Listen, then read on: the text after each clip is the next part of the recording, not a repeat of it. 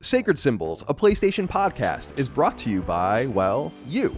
If you want to learn how to support our show, go to patreon.com/laststandmedia. Greetings and salutations. Welcome back to Sacred Symbols Plus. My name is Colin Moriarty.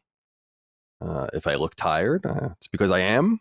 Exhausting past few weeks for some reason. I have no idea why. More activity than usual, as you know, going around these parts. Just got engaged, as you know, and then Micah's parents were just here. You know, had some of my family stuff, getting the wedding planning going, getting some gaming done, yard work. But man, I'm looking at myself, not looking good. Not looking good right now, but that's just the way it's got to be. Now, as I said on Sacred Symbols episode, what would have been 214, the last one, I feel like things are a little slow right now. Things aren't manufacturing themselves the way they usually do for us to talk about. So I'm going to try to take a little bit more of an initiative to fill in these gaps with some mailbags and some one-offs in addition to the interviews we're doing and all the rest, because I like to try to keep the show generally grounded in game conversations, not necessarily interviews and all the rest. I want us to have a conversation going on around PlayStation at all times. So I think we'll see more of these moving forward as we wait for things to materialize. Because I'm sure, let me think here. We put up the spoiler cast for Stray, which I wasn't a part of. I would assume the next game that could even get that sort of treatment would be something like Saints Row. I'm sure later in the year. Actually, that's not true. Well, maybe it would be true. I don't know what order they come out in. I think we'll do something for The Last of Us Part 1 as well. Then Saints Row, or whatever order they come out in. Certainly Callisto Protocol later on in the year. But yeah, like, you know, it feels like there's so much silence right now, which means there's much activity going on. So what I've done here, my friends, and welcome to the show again, is I went on Patreon, made a thread, as I usually do, gave you guys just a few hours to sound off, got a lot of feedback, more than 100 inquiries. I've narrowed it down to what I thought were 20, I think it's 27 interesting ones. They're all fine. I mean, a lot of them were personal, which is fine, but that's more for the Q&A that we do every month here on Patreon for $10 level and up. And so I want to keep this more games centric and all the rest. So I thought I would narrow it down to these 27. We'll go through them and take them one at a time. I have only 2 hours and a little bit more than 2 hours on my SD card, which will keep me honest, not going on too long. So they're in no particular order, but let's start with Aladdin Run, who kicks things off and says, "Greetings and salutations. I can't think of anything special in this short amount of time, so I just ask you this. How long should PlayStation first-party games be exclusive to PlayStation before releasing on PC? Or perhaps you want those games to be released on both platforms at the same time? Please let me know. Thanks for the amazing content as always." Thank you, Aladdin Run. Yeah, I need you guys to always have a question at the tip of your tongues so that you can activate just like that. But I must say that I thought even with little time, and you're claiming that you didn't have any time to come up with anything special, this is a pretty good question because it's something that we're going to have to get comfortable talking about this. Don't you think?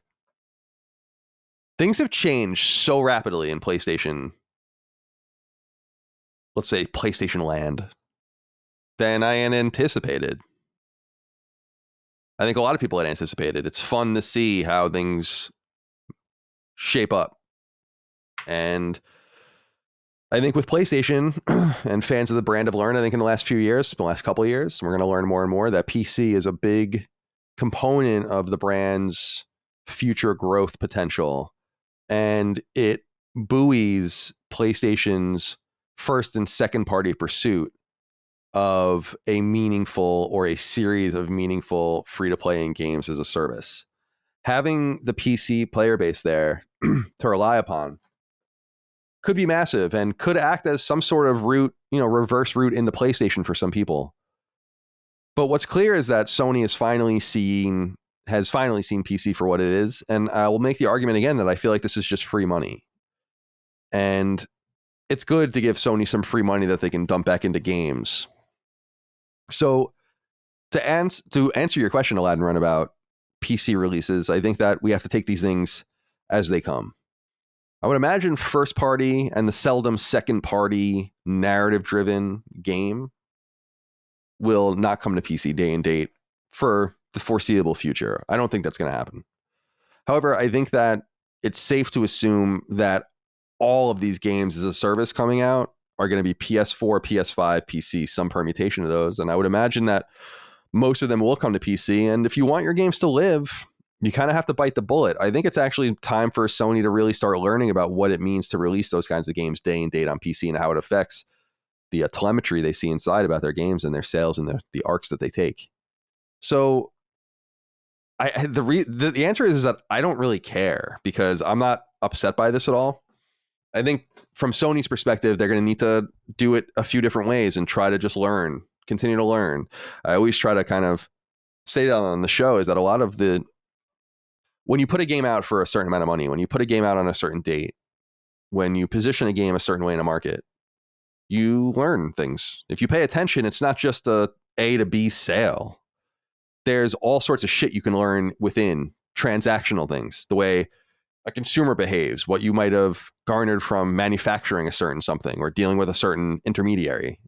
And so I would imagine that every game that comes out, starting with The Last of Us and moving forward, not only through Spider-Man 2 and Wolverine, but beyond that, I think these games will have a different flavor and a different hodgepodge of release tenor where they might be available. They'll cut off PS4 certainly at some point. And we're going to see. But for those that are like the crying PlayStation fanboy Wojak, and I get you, I hear you out there, dry those eyes. Shad Vegas wrote in and said, "Hey Colin, simple question. Would you ever start playing on retro hardware and CRTs again, or are those days staying in the past? Thanks for the great content as always." Thank you, Shad Vegas. No, that's Dustin Furman level shit. I can't do that. But I will say that I know that there's something special about it. I know that games look better there. They seem to run better there. There's less delay. I know like light gun games benefit from it greatly and all the rest, but I just want to play these games I want to play everything on one thing, ideally. Or as few things as possible. And that one thing to me is like a television. It doesn't have to be a series of consoles. It's just having all of these having another television, like another type of television. I can't do that. Oh my God. Let's leave that to Dustin Furman. Miguel Rosales wrote in and said, "Hi, Colin. I love all the content you guys have been producing lately, or recently, you say. Thank you. Congrats on the engagement. Thank you. Just wanted to ask you, will you ever be willing to go to an Xbox-centric podcast other than Defining Duke to debate about Microsoft's current strategy? I watch a lot of podcasts and feel they often misrepresent you, but they also seem like open-minded people. I feel like it would be a really interesting conversation." I mean, I'm open to that if that's what people want to do. I personally don't care about debating that stuff with anyone, but I don't get invited to these places, so I wouldn't assume to be invited to these places. But if they wanted to have me on, that would be fine. I'd be happy to debate and talk about things. What I find, there's two things that I find. One is anecdotal and one is evidentiary. The anecdotal thing is that I can just tell online that what we say on Sacred Symbols ends up seeping into the greater PlayStation ecosystem and becomes talking points for the ecosystem. And it happens over and over again. I don't know how anyone can pay attention and not realize that that's happening. And I think people that do Xbox podcasts that have a more adversarial, like fanboyish nature to them, which is fine. I'm not saying all Xbox podcasts have that. I'm saying the Xbox podcasts that do have that seem to take that very personally and have traced it back to us. And so that's an anecdotal observation I've made. And so there's a lot of that. Like my stuff gets clipped out, quote unquote, and people are always talking about it. But the more evidentiary based thing is that I know for a fact that people in the industry have identified that tether because they tell me. And that's a great compliment because that means that Sacred Symbols is kind of like an epicenter of thought in the industry. And that's awesome. I feel like some of these podcasts focus a great deal on what other people say, though. I always go out of my way to say I don't listen to other gaming podcasts. I have no idea what they say. And I don't care. That they care about what I say is interesting, to make conversation around what I say is interesting, because we don't do that for them. So we look at it as a compliment for us.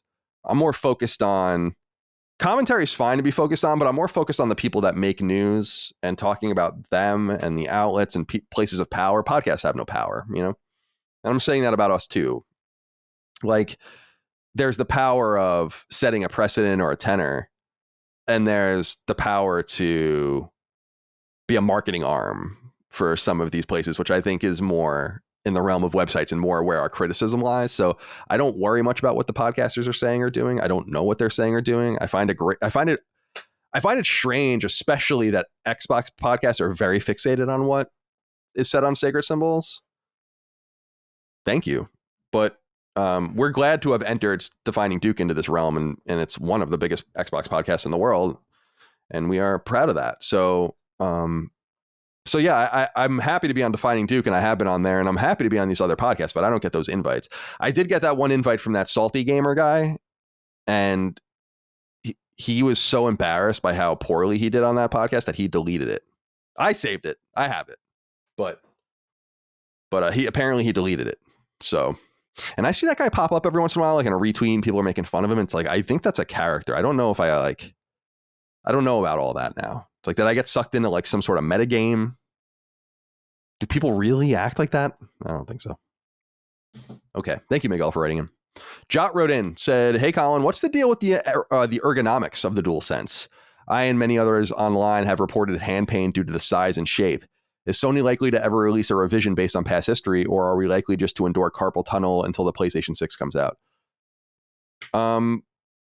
I've read some of this, but I feel like I've read this every generation. I feel like it might be more pronounced because the controller is getting bigger and heavier.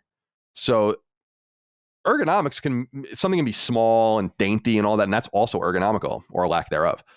But the weight and size, I think, is becoming a more serious thing. But you say, is Sony ever likely to release a revision based on past history? I can only remember, and I want to be careful with this. I mean, the biggest example of a company changing its controller mid-generation is the original Xbox. And they actually did it for similar reasons. The Duke controller, where Defining Duke comes from, the Duke controller was fucking huge and it hurt people's hands. And so they shrunk it down into, I think they called it the S controller. When I got my Xbox in 2003, I got it with the S controller. I didn't even have the Duke controller. So that was something I experienced through friends and at other places and later at IGN. So there is a precedent for it. And of course, when consoles are redesigned, like when the NES was redesigned, sometimes there is a new controller. So the Dogbone controller for NES, which is more like the SNES controller in its ergonomics, came out along with the top-loading NES. And so there is a redesigned controller there. And of course, Sega had multiple Genesis controllers that were official with both 3 and 6 buttons and even more.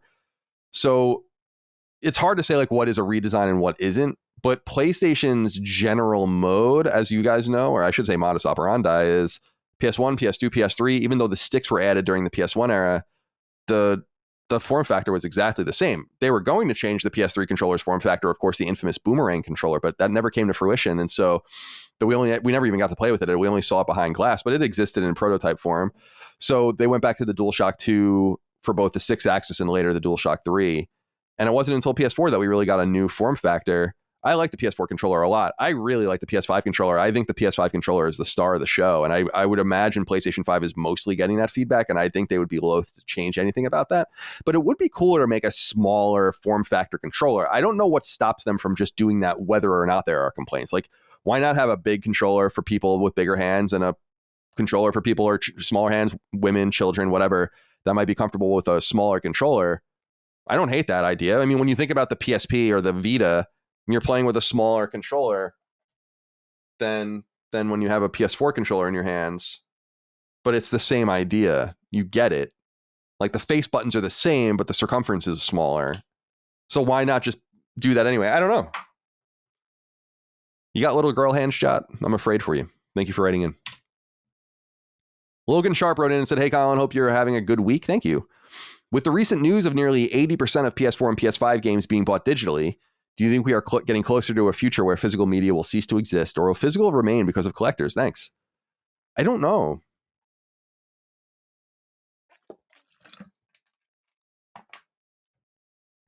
Sorry, I was taking a drink for those listening to the audio. The number, like you said, is almost 80%. It's 79% according to Sony's most recent financial results. I was reading through them. That's a big deal. I think it went up 9% or 8% year over year. So the writing's on the wall. what I think Sony needs to ask itself is that with those kinds of numbers,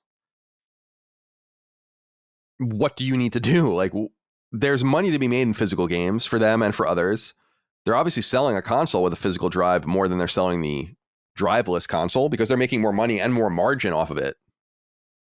So Sony doesn't necessarily want this to happen either, although I think they would prefer it just because there's no middleman. They're making more money on a $70 digital game than they are a $70 physical game, even if they sold you the physical game from PlayStation.com. They're still making more money on the digital copy because there's still costs of manufacture and shipping and handling and all the rest. It kind of gets baked in.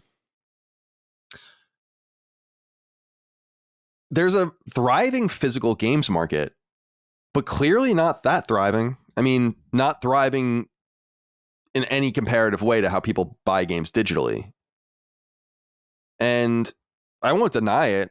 Something we are going to explore, and we explored with Lilymo, and we're going to explore again in the future with physical games. We want to satiate that demand. But there probably does come a question, maybe with PS6 beginning then, whenever that happens, that is this thing going to have a drive at all? Because you have to remember that PS3 was the first console that home console. I mean, in Sony's legacy, I guess you can say PSP did this technically first, but it was the first home console that you could get games other than on disc.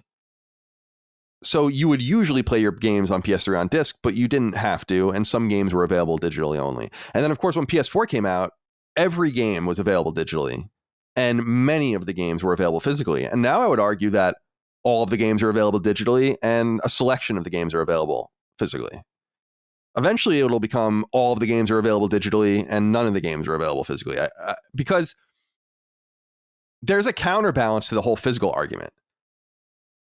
Physical games people are keeping consoles more expensive. They're putting more moving parts into them that make them break. I have not played one game on any of my PlayStation 5s physically. Not one. I've had PS5 since it launched. November 2020. I haven't put a goddamn thing into any of those PS5s. I bought physical PS5s because that's what was available. But what if they could have made just $400 digital PS5s only? I feel like eventually they'll make that decision. I think right now they're glad not to make that decision because the marriage happens to be pretty perfect. Because they can charge for the disc drive. Everyone kind of feels like, okay, well, get a disc drive, put Blu-rays in it, maybe the occasional physical game. Sony gets a little more margin out of it. Of course, their suppliers are happy. Their drive suppliers are happy. And so I think they're happy with the chemistry right now, but I think that math changes the further away we get, and we're just seeing it happen. I did see someone make a really interesting point, though. I don't know where it was. I think it was one of you somewhere. And they were saying, whoever it was, that there has to be, as a counterbalance, a baked-in thing where digital games will sell more and more because that's the only way most games are even available, and back catalog games are available, and cheaper games, and there's just a perpetual market there. So, of course, digital interaction will go up regardless of physical game sales. And that's true. But when game sales cumulatively, digital plus physical, are going down, and that percentage of ratio is going up, then it suffices to say that even baking that in, and that's true, fewer people are buying fewer physical games. In other words, that percentage going down wouldn't be so worrying if games were just blowing up and they were selling a bajillion copies of games. So that's not the case. Game sales are soft right now. Now, of course, that's because there's nothing out. So it's no big deal. But will physical media cease to exist? Yeah, I think it has to.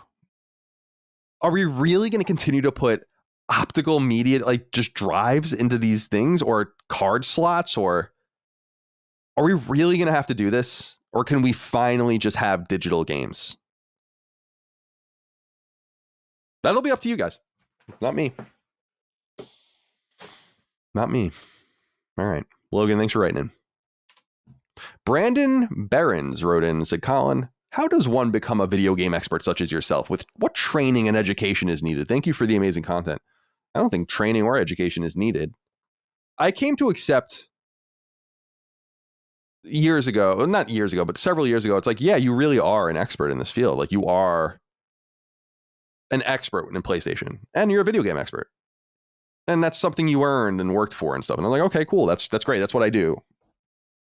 The how is different because when I reflect on the how, it's really just, it's what I say to people a lot about my historical knowledge and all the other things that people give me credit for, where it's like, I really just read books and you can do that too. And with video games, I don't think there's anything innate in me that makes me understand them better. I studied video games. I studied strategy guides and I wrote about games and I've just been involved with them forever. So of course you just absorb them and you just understand them. And sometimes, someone wrote into us, I don't know if we read it on the show, but they were saying how they went with their wife to Sacred Symbols 200 here in Virginia, and that the wife was really impressed that we had no preparation. In other words, like we went up on this to do the show with the 25 games. We really didn't know what they were. So we had no idea what we were going to have to talk about. We were ready. None of us were nervous about that. That comes from a level of comfort that only develops with just constant interaction. And so I don't think it's not as mystifying as it might seem. I don't think so. Just pay attention, play, read, listen. That's just how I interact with the things that I love as well. I just don't know them like this. And so I don't think a collegiate education matters. I don't think that you need to be trained to do anything. I just think like with anything, I think you need to be willing to learn what you need to know, and you need to be willing to do what you might be or feel like you are incapable of doing.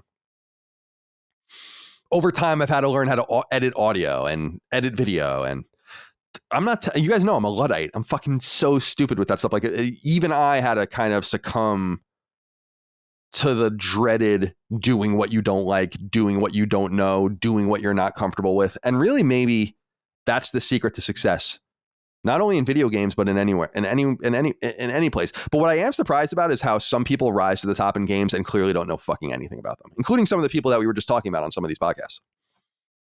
They don't know the first thing about video games. They don't know how they're made. They don't know who makes them. They've barely played them. I'll continue to say that as long as you're in this industry as a commentator or a critic and you hide your trophies and achievements, you're hiding something. Don't you think? Why would you do that otherwise? Other than to be within an NDA or something, which is stupid. Not to be within an NDA, but to hide your trophies, like that matters. I'm skeptical of you guys out there that are hiding your trophies and achievements. I am skeptical of you. Doesn't mean you're not a nice person.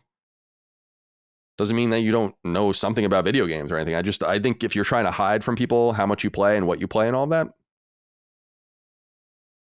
not that we're tracking these things, but it would be like I love football, and it would be like me tuning in and saying like, how much football is Tony Romo watching? How much football is Mike Florio and, Rich Eisen and all these guys watching? It's like, I'd actually be interested to know, because if I found out that they weren't watching anything, I wouldn't take them very seriously. Anyway, I digress. Alexander at Prime wrote in and said, do you have any recommendations for some great, preferably modern and not soul-crushingly difficult Metroidvanias? I love finding indie darlings like Unsighted. I don't even know what that is. I'm going to look that up. He says that's easily his game of last year, but trying to wade through a congested corner of gaming, I find myself stuck with analysis paralysis and end up going back to my AAA library. I play on PlayStation, PC, Game Pass, and other PC storefronts. Okay, so let me look up this game first. I don't know if I'm familiar with this one. Unsighted. Sorry, I'm watching it in real time. Oh, so it's like isometric? Wow, I don't think I ever heard of this. Is this on PlayStation? Unsighted. PS4? Yeah. Well, September 30th, 2021. Yeah, I missed that. Okay, cool. So as far as mine, I selected this question and I forgot to prepare for it from this angle because I wanted to go into my trophies and look. So we'll just go look in real time about if any Metroidvania stick out to me. I'm not sure what the last one I even played was. So here's a good one. Because it's kind of based on Castlevania 2, or at least it's like a spiritual successor to it. If you played Infernax, you might like that one. If you're a fan of Castlevania games, and Castlevania 2 especially, I think and Fernax is a really good one. Yeah, the last one that I played other than that is Record of Lodos War, Deedlit, and Wonder Labyrinth, which was pretty good at the right price. I think that would be good. Cyber Shadow was one I played right before that. I'm going back. Ender Lilies was really good. Quietus of the Nights. That's a really good Metroidvania. Before that, got to go back a ways. Sorry, I'm just continuing to read. Now I'm back in 2020. Yeah, that might have been it for the last few years. That'd be hard to believe, though. You know what was a good one too? If you haven't played the Bloodstain games, Ritual of the Night is really good. That's the main one, but also the Curse of the Moon games are really good too. More based on Castlevania 3 than Metroidvania per se. And let's see. Are there any others that I want to recommend from this time? I guess that'll kind of do you for now. Yeah, there's Ritual of the Night. Yeah. Oh, The Messenger. There's one. That one popped up. I must be missing some. Time Spinner. That was another good one. PS4 and Vita. That's a great Metroidvania. Hollow Knight, of course, is there. Chasm. Symphony of the Night, of course, if you haven't played that. One of my favorite genres. You know how to tickle me. Thank you, Alexander, for writing in. Ryan Reeves wrote in and said, "Hey, Colin, I hope this finds you and Micah well. On Sacred, you've said that Horizon Forbidden West is the most AAA game you've ever played. I'd love to know why it isn't The Last of Us Part 2, since it was number 1 on your PS4 list for the live show. What are the differences that make Horizon a better AAA experience?" I think it has to do just with technology. The Last of Us Part 2 is a supreme game. I really believe that. It's just incredible. And I think it's a better game than Horizon, although both Horizon games. Although I think that it's comparing apples to oranges. You're comparing an open world game to a very rare, at this point, linear AAA narrative experience. But Horizon Forbidden West on PS5 was doing things that I didn't see The Last of Us do. Maybe we would see it in the remake of Part 1.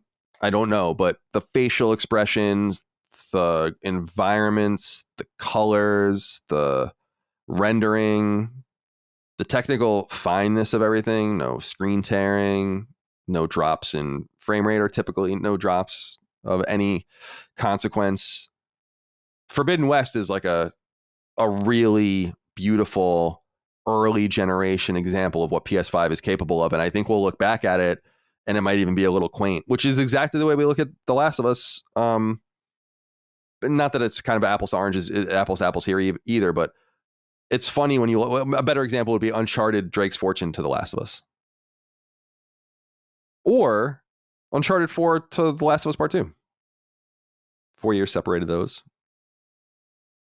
So I think that we have to remember, and this is something that we have to bake this into the way we talk, is that we say things like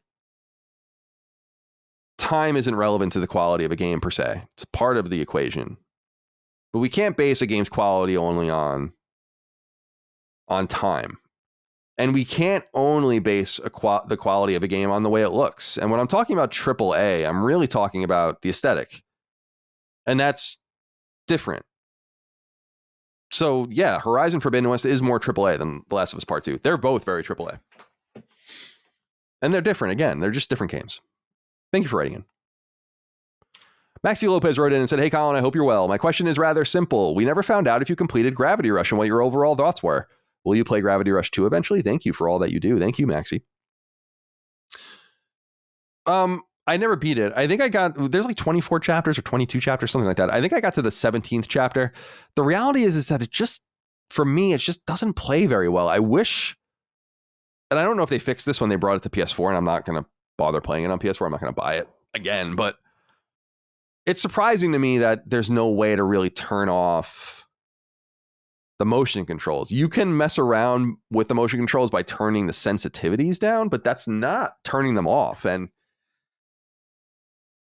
like many Vita games, especially from Sony, they utilize the Vita in all these ways where I'm like, oh, it really is a shame. It reminds me a lot of Tearaway, where it's like, oh my God. I mean, I know it's a really cool game if people like it, but it's using everything. It can only be played there. And then they had to port it and kind of change it. Or Uncharted Golden Abyss is a great example as well. Games like Little Deviants could never be ported out unless they really just redid it. So it's interesting, and I feel like Gravity Rush, it just doesn't play very well for me. It's cute. I like the aesthetic of it. I like Kat, the character. I think she's really interesting. The world is interesting. I think it's a unique world, unique monsters, but there are different reasons we play, like we said earlier. And I need gameplay. I can't be fucking struggling with the Vita. I just can't be doing it. Oh, my eyes hurt for some reason. There we go. Josh W. wrote in and said, "Hey, Colin, simple question that doesn't have to be in depth.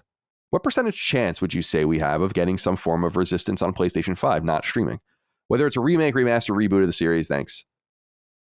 Part of me feels like a remaster of the Resistance trilogy. It feels inevitable, isn't it? Just the way Insomniac is always tweeting images of the Chimera out.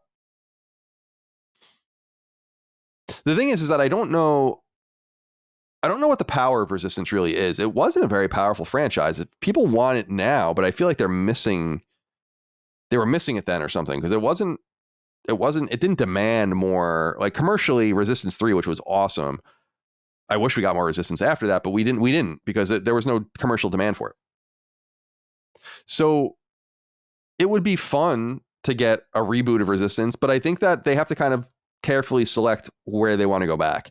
I think I would love to get Killzone and Resistance back. I would love to be wrong about this, but I feel like you only get one back, and I don't know which one they would rather bring back. Killzone certainly sold better than Resistance. It was certainly a bigger deal, and it certainly critically was better overall than the Resistance games. But I still think Resistance 3 is a highlight of single player first person shooters all these years later, more than a decade later. And I feel, is it a decade later? Yeah, it came out in 2011, right? Yeah, because the Resistance 1 was 2006, Resistance 2 was 2008. So yeah, 2011. And I would love to see it return. I wonder, though, are some of these franchises caught up in this 10 games as a service slate that they're preparing? I don't really know. What I feel like is that Resistance feels like it's percolating, I guess is what I'm saying. And I mean, people that have been listening to me for a long time know I've always been an advocate of that franchise. I think that franchise is awesome. From story to gameplay, I think that's Insomniac's best work. And I would love to see them return to that. And if you haven't played Resistance 3, you really owe it to yourself to do that. Too bad they don't make it easier. Ollie G wrote in and said, "Hello, Colin. When I play a challenging game, I can only focus on that one game until I beat it. If I switch to another game, I feel like I'll lose my edge due to a different pace or controls. I've done this with Hotline Miami, Nex Machina, Returnal, and Sifu. Do you do this, or can you switch between very hard games and easy games effortlessly?" Generally speaking, I don't play more than one game at a time, but when I do, I try to keep it within the realm of like one game that requires time and attention and one game that kind of requires less of you. So, for instance, I played Far Cry 6 for more than 100 hours for some reason, but when I was playing it, I was also playing other games on the side, but it was never like another shooter. And then when I was playing a game on the side, I wasn't playing like a second game that was similar to the game I was playing on the side.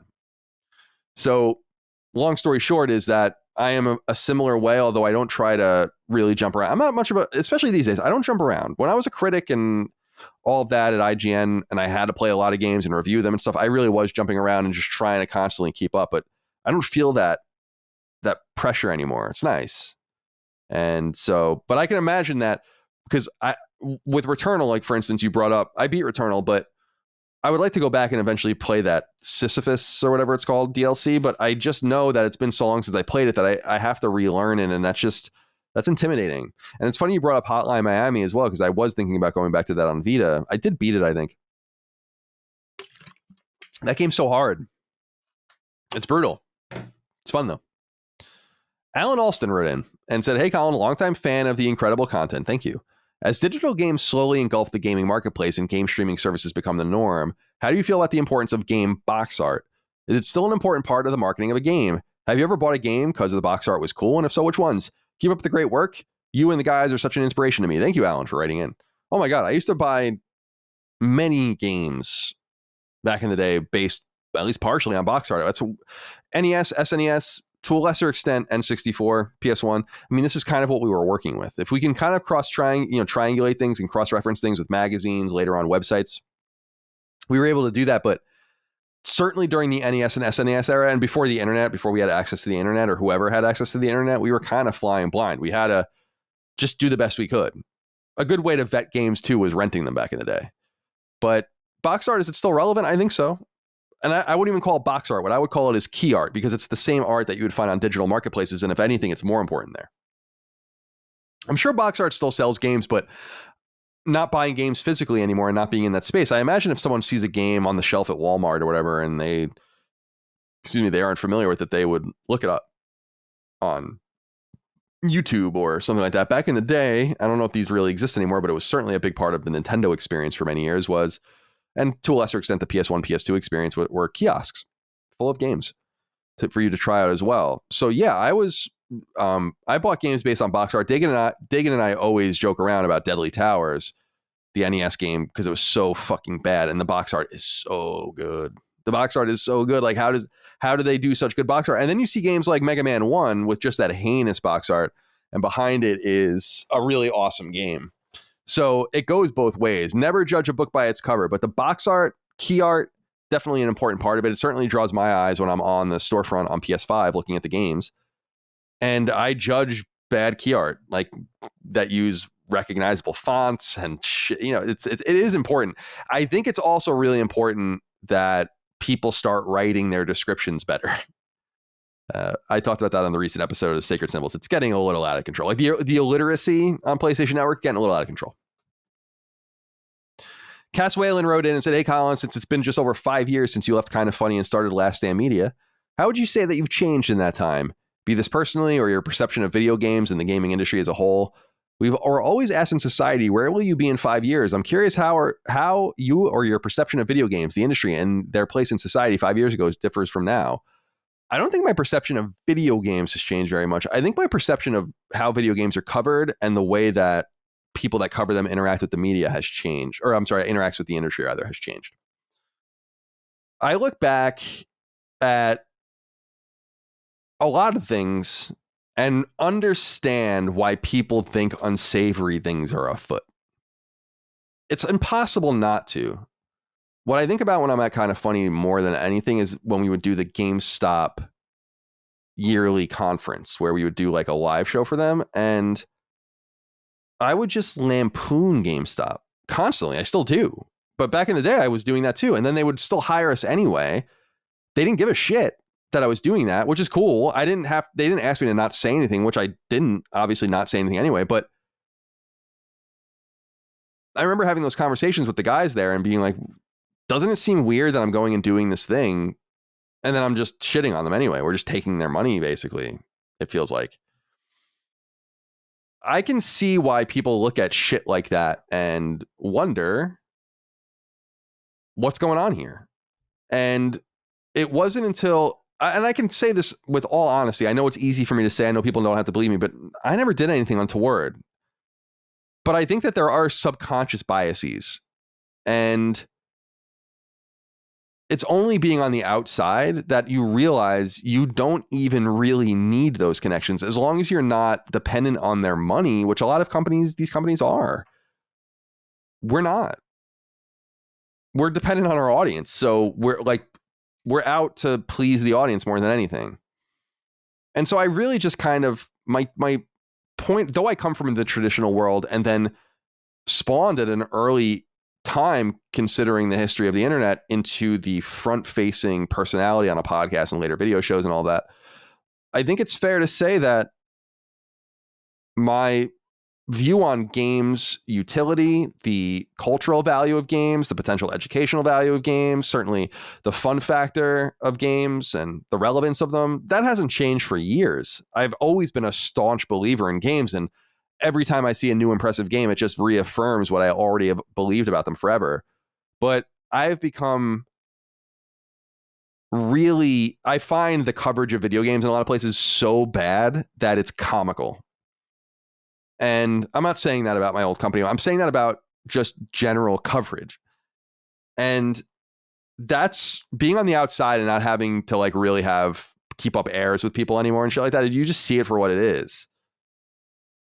It's just self-congratulatory, incestuous garbage, a lot of it. And so since leaving a more embedded company in the industry and founding an outsider company, that's like a big takeaway for me. Liam Neild wrote in and said, hey, Colin, a long time, first time. Let's say you're helping to make Mega Man 12 and you're tasked with designing 4 of the game's bosses. Who are they and what are their signature traits? To take things even further, how can each boss's weapon be used against one of the other 4 in the series' usual rock, paper, scissors format?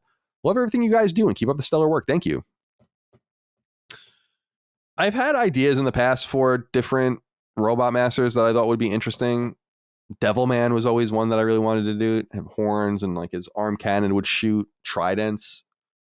Not unlike the trident shot, I guess, by like Waveman in Mega Man 5 and so on. But that was one idea I always had. You have to kind of step back and think about what has been done and what hasn't been done, and also what has been done redundantly. For instance, Woodman and then Plantman, or Fireman, Heatman, Flame Man. It's Burner Man. Like it's like goes on and on.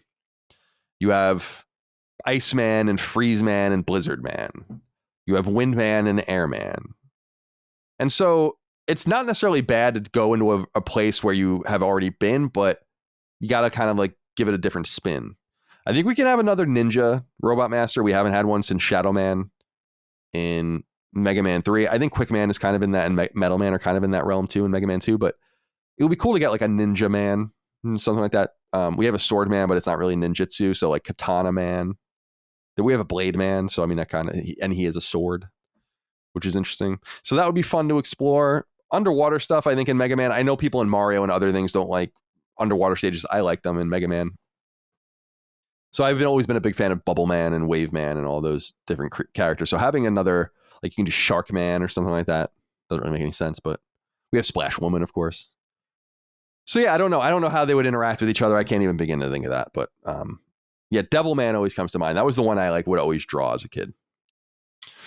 Nicholas Hardacre wrote in and said, hello, Colin. Congratulations on the engagement. Thank you. I know this is a mailbag, but I'm hoping this message can be voiced for your entire audience. Super Perils of Baking is an incredible game, but I want to take it one step further. For anyone in the Nintendo ecosystem, please buy this game. This game pops and looks so buttery smooth on the Nintendo Switch OLED model. Thank you again for the amazing content. Have a great weekend, my friend. Thank you. We're really proud of Super Perils of Baking. It's not selling great, but it doesn't seem like anything really is. I think we'll ultimately reach 10,000 copies when everything's said and done in the next little while with Super Perils of Baking, but that's pretty soft, especially for what I consider to be a very high quality 2D platformer. I just think it's hard to compete right now. It's kind of why I lament, I mean, I won't lie to you, it's kind of why I lament this nonsense with the PlayStation Store and just all this shit in there. I'm not saying Super Perils of Baking is the best game ever, but it is way better than this fucking shovelware trash that is just all over the PlayStation Network. That's stopping people from discovering our games. And we rely on discovery more than many others because we don't have a preview cycle. We don't have PR people working for us. We don't have a publisher that's trying to sell the game. We have to have people either discover it through us, through Sacred Symbols, find it on a PlayStation YouTube channel, or discover it on PlayStation Store or network. But how are you going to do that when you can't? And it's even worse on Switch. Oh my God, it's so much worse. So thank you for the kind words on Super Perils of Baking. We're really excited about it. We'll have more to say about it soon. Maybe some physical game news. Ben Williams wrote in and said, hey, Fat, why do you guys not really acknowledge Team Asobi? You always shut on PlayStation for shutting down Studio Japan, but wasn't it more of a reorganization and slight downsizing in the Team Asobi? And with Astro out and likely a VR title, they're making cool, unique games. I don't really agree with this assessment of how I talk about Team Asobi. I don't think we'd shit on them at all or downplay them. But it's not a slight reorganization. Studio Japan was a huge entity. Team Asobi is a fraction of that entity. You have to remember that Japan Studio had some of its native games, but really it was a bunch of sub-teams that were working both on a first and second party capacity under Sony, sometimes marked as Japan Studio and sometimes produced by them in an X-development or external development, X-dev capacity. Team Asobi is just a development team. That's totally fine. I'm really excited to see what's next for them. I hope they do something new and different. And I think Astrobot is awesome. And I'm happy for that. But Japan Studio its losses really felt because we're getting fewer Japanese indie games, which would often be incubated through there. I mean, think about all the PSP games, PS3 games, early PS4 games that came through Japan Studio. There's a bunch of them, and we don't get any of them anymore. So that started to slow down really during the early PS4 era into almost a trickle and then almost into nothing. But I lament Japan Studios' exit because they were a farm for production. It wasn't necessarily just game development. It was shepherding. It was identification, funding, technical help, all the stuff that XDev does. And we missed that Eastern angle. We don't have that feel anymore. It's like the exact opposite of what Square Enix is trying to do right now, where they're saying like, we need to become more Japanese. PlayStation, maybe wisely so, because their brand is so global and so Western dominated that they're saying we don't need that anymore. And I think that's sad. So I don't think we don't not acknowledge them. It's just, cutting Japan Studio and replacing it with Asobi is not a linear move. Thank you for writing in. OBKid09 wrote in and said, hey, Colin, you've said every so often that Naughty Dog really carries a lot of power within the family of PlayStation Studios. Now that we know The Last of Us Part 2 has sold 10 million, which I would surmise isn't a good sales figure for PlayStation, seeing as how the first game sold 20 million, and the ever so vibrant toxicity that surrounds any mention of the franchise, should PlayStation rethink the sway that Naughty Dog holds and try to reclaim some of that power back? Thanks for taking my questions and all the awesome content that Last Stand produces. No, I don't think they should do that. So Sony empowering their developers has just resulted in better and better games. And I think that there's some sort of relationship there that they need to keep going. And part of that relationship is, it's not an open relationship. Of course, Naughty Dog's not going to go and cannot go make games for others, but allowing them to kind of roam and just do things, I think it's just, Sony can't be too sad about the results. It is true that The Last of Us Part 2 sales are pretty soft, considering that I would argue that The Last of Us was PlayStation 3's most important tentpole. Some would argue that The Last of Us was sold twice. That's true, because it was sold again on PS4, where it sold millions of copies. But the sales trajectories are clear, and the toxicity around the series is clear. As I said on a recent episode of Sacred Symbols, I feel like Naughty Dog has their work cut out for them, because I feel like no matter what they do, there's going to be people trying to knock them down, and yet they make games that are so superior to what most anyone else can even fathom making, that even at 10 million copies sold, not only did Sony make, no doubt, a healthy profit, but it's a really great game. And even if no one bought it, it would still be a great game. So what I'm saying is that you definitely want to have your crown jewel studio spreading its wings, doing what it does. And I don't think 10 million is anything to balk at, but I think that that's soft. And maybe they'll get those numbers up over time. The game will certainly start selling when it gets cheaper. People will become interested in it when the HBO series comes out. No doubt. There's many different ways in. Plus, they're going to fold all the Part 1 sales in to buttress the overall The Last of Us Part 1 sales on PS3 and PS4. So that might make it even worse at some point as well. So we might not even have, in other words, it might not even be a final stretch of 2-1. It might even be worse than that when everything is said and done. But The Last of Us Part 2 is a critical triumph. It's a widely considered award winner and Game of the Year that year. And 10 million copies is nothing to sneeze at. It's just that, yeah, you would want your tentpole, your most talented developer to do better than that. And I would think that Sony is more looking at Guerrilla and Insomniac to be the market leaders as far as Sony first-party games. Like, their games have the potential to sell much more. And maybe even Santa Monica Studio, also a big seller with God of War. So Naughty Dog might be falling in its importance in terms of sales, but it is still the benchmark for quality. Jimmy Valentine wrote in and said, hey, Colin, what year do you think Horizon 3 will be released? Do you see it being a game that is released on the next console or at the end of the PS5 life cycle? What would you like to see in the third game? I've finally been able to give Horizon Forbidden West the time it deserves, and I'm having a blast. Thank you for the great content. Yeah, man, Horizon Forbidden West is immaculate. Wonderful game. Surprisingly just underrated, really got washed out by Elden Ring as far as the conversation is concerned, but I'm sure still sold very strong, and people really love it. And I think it's really, along with Nobody Saves the World, the Drinkbox game. That's like my game of the year. I think Horizon Forbidden West is really special. So there will be a Horizon 3. I mean, I think that's inevitable. Horizon Forbidden West ends on a cliffhanger. And if you put the 5-year rule in, it gets to 2027. I just don't think it'll take that long. I think Sony is starting to work on its workflow. It's trying to work on external art assets and production help and all the things that just streamline creative development, which is the focus of games, so that the people that are talented at managing all the other shit can just do that and let the creatives create. That's like what I keep saying on the show. And so you can imagine that Guerrilla would be able to get a Horizon 3 out 2026, maybe even 2025, like late 2025. I'll be really interested to see it. I imagine it'll be PS5 only, mid to late generation game, and will be the conclusion of that series as Guerrilla inevitably moves on to something else, which I imagine they're already doing. Of course, the VR game Call of the Mountain is being made by Firesprite over in the UK. And so that's out of their hands, although they're externally producing it. They're not making it. And so they're doing something else. I don't know if it's Killzone. I keep saying it might be SOCOM. I think it's going to be a shooter. So they'll be bouncing back and forth between what I think are two projects. And so that timing seems good because I feel like we would see a game out of Guerrilla in 2024, maybe something like that. And then maybe another one 2025, 2026. So kind of an Insomniac style cadence, or getting to that point. Because remember, we are expecting Wolverine and Spider-Man 2 maybe within a year of each other. I don't know. It's really unclear when Wolverine's coming out. We think Spider-Man 2, or we think it's next year. I don't know if that's still true. So we'll see. But yeah, I would say that. And for those who haven't played Forbidden West, please do so. It's awesome. It's really great.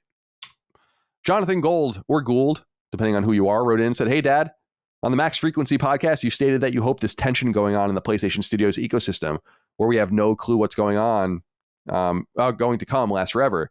You said you loved it. In the very next breath, you said you don't understand why the games industry can't talk more openly like the film industry does, saying you don't get why everything has to be so secretive. What the fuck, Colin? What do you want?" I think it's an unfair characterization explicitly of what I said.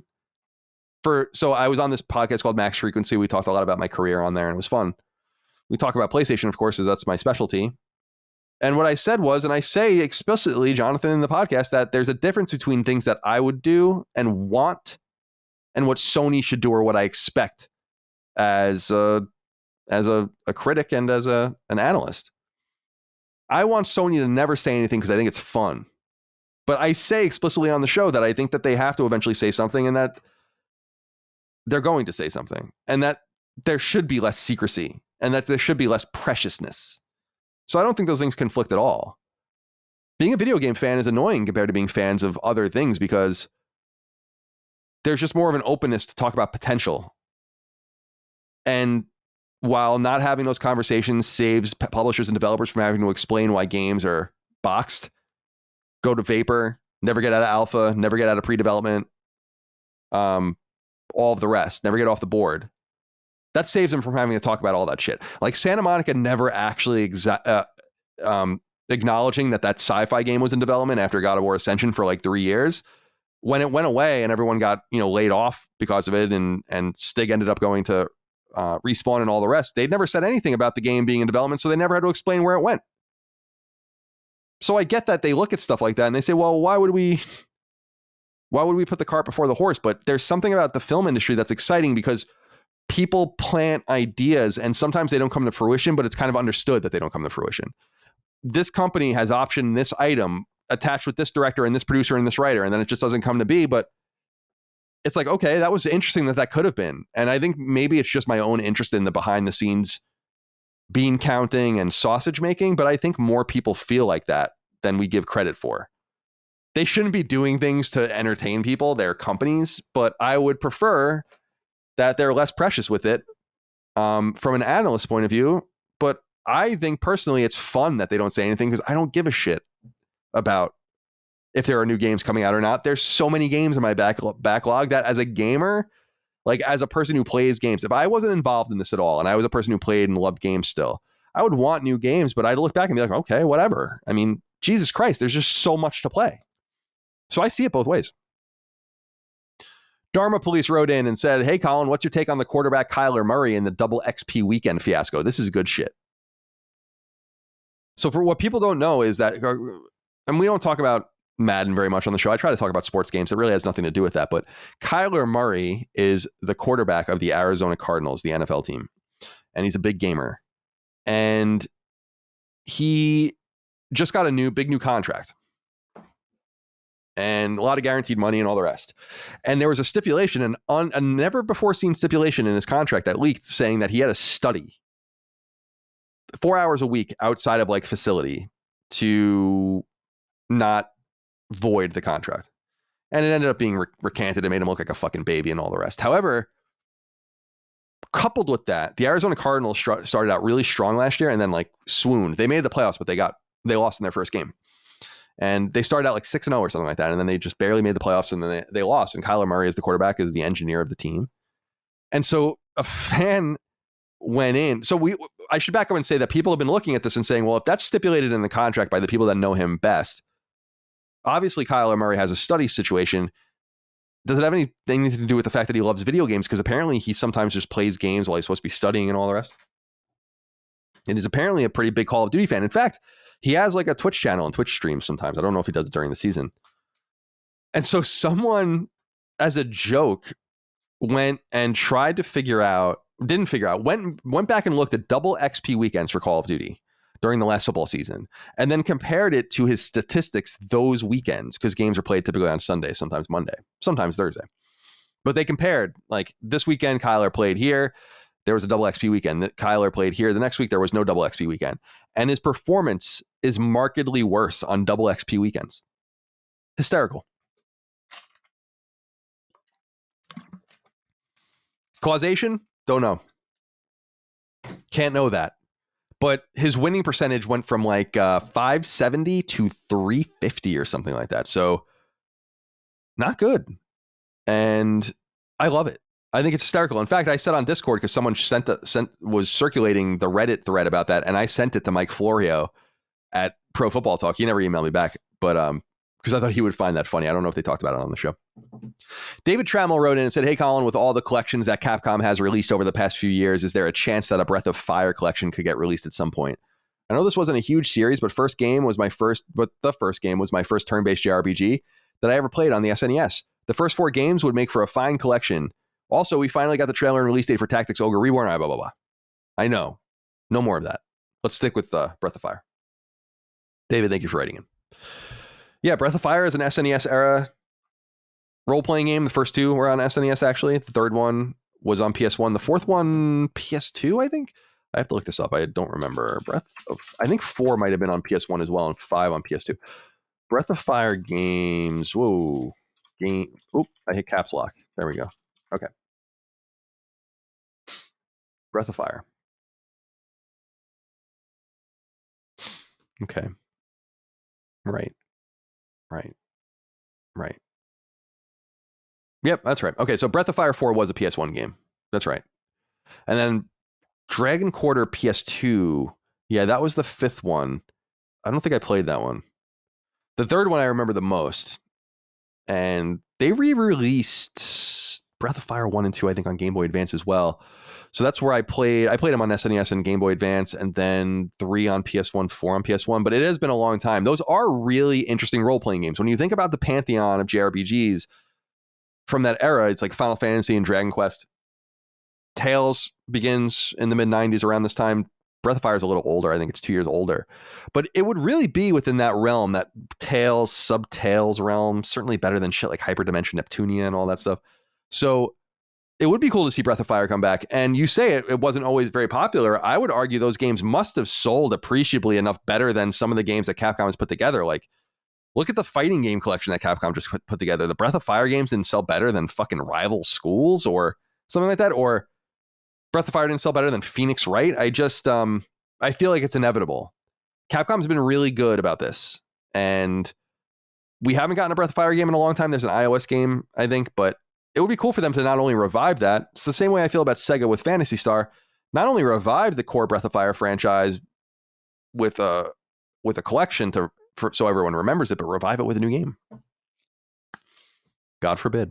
Thank you for writing in. Tommy Murphy wrote in and said, what's up, Colin? Short and sweet one today, as I am currently enjoying a nice old fashioned after finishing work here. Nice.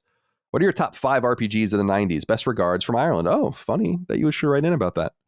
Top 5 RPGs from the 90s. Let's see. Final Fantasy VI, Final Fantasy IV. No particular order necessarily. Final Fantasy VI, Final Fantasy IV, Wild Arms, Tales of Destiny.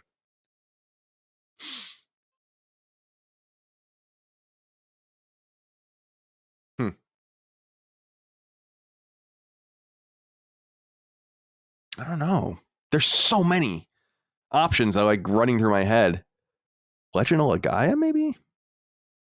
That might have come out in 2000.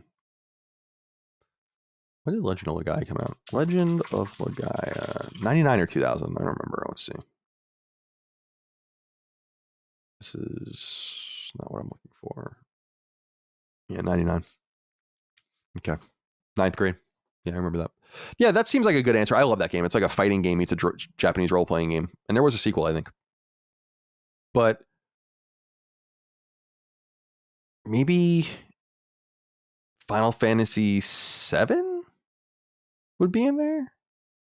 Secret of Evermore. There's a lot of, there are a lot of games. I'm not even mentioning things that are coming through my head because it wouldn't be them. Like Lunar, Silver Star Story, and Eternal Blue, the Lufia games, Secret of Evermore, and a lot of the Enix stuff at that time, Quintet stuff. A lot of stuff on PS1 too that's really good. It would definitely be 4, 6, Wild Arms, Tales of Destiny, and then a 5th one. You could just pull. I'm going to say Legend of Legaia. Maybe Xenogears, something like that. I don't know. A lot of good stuff to talk about. I love that era. What an era. Thank you for writing in. Barrett Boswell wrote in and said, good afternoon, Colin. Why is the industry not more vocal against oppressive foreign entities investing so much ownership in video game companies? Is it really just that they don't go publicly against certain hot-button ideologies that are in the crosshairs of the industry's politics? I think it's some sort of mixture, perhaps an unholy mixture in some ways of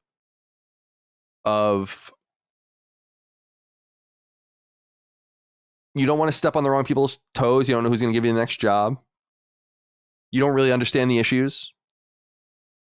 And you don't want to go against the motion of the ocean, as it were.